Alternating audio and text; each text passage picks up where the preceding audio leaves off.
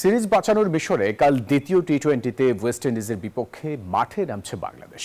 ব্যাটাররা ফর্মে না থাকাটাই এই ম্যাচে টাইগারদের মাথা ব্যথার বড় কারণ। অন্যদিকে ব্যাটে বলে দুর্দান্ত ফর্মে থাকা ক্যারিবীয়দের সামনে সিরিজ জয়ের হাতছানি। গুরুত্বপূর্ণ এই ম্যাচটি শুরু হবে সন্ধ্যা 6টায়। চট্টগ্রাম থেকে আবরার আলদায়েনের রিপোর্ট।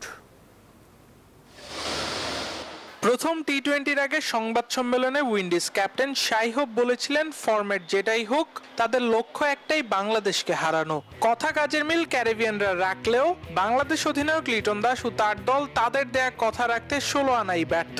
প্রথম টি-20-তে ব্যাটারদের দায়িত্বহীনতার কারণে ম্যাচ হেরে ব্যাকফুটে টাইগাররা।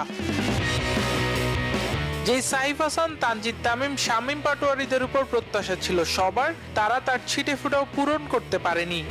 বান্ডেল থাকলে প্রতি সেনমানিতে টাকা বাঁচবে। বিকাশ সেনমানি বান্ডেল কিনে জিতুন প্রতি লেনদেনে।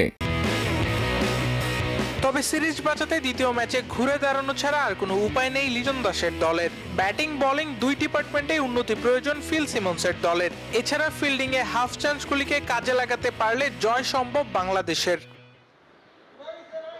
অন্যদিকে প্রথম ম্যাচ জিতে অনেকটাই নির্ভর ক্যারিবিয়ানরা। মঙ্গলবার ঐচ্ছিক অনুশীলনে দলের ব্যাটার বোলারদের নিয়ে সাগরিকায় ঘাম ঝরিয়েছেন হেড কোচ ড্যারেন সামি। তবে এদিন টিম হোটেলে বিশ্রামে ছিল বাংলাদেশ দল। বাংলাদেশ দলের টপ অর্ডার থেকে মিডল অর্ডার কেউই দায়িত্ব নিয়ে খেলতে পারছেন না। দলের প্রয়োজনে ইনিংস বড় করতেও ব্যর্থ, জানিয়ে বিরক্ত অধিনায়ক লিটন দাস। তবে দ্বিতীয় টি-20-র আগে এরপরও ভক্ত সমর্থকরা আশা করছেন ভালো করবেন বাংলাদেশের ব্যাটাররা, সিরিজে ফিরবে বাংলাদেশ। চট্টগ্রামের বীরশ্রেষ্ঠ মতিউর রহমান স্টেডিয়াম থেকে আবরার আল দাইয়ান, নিউজ 24।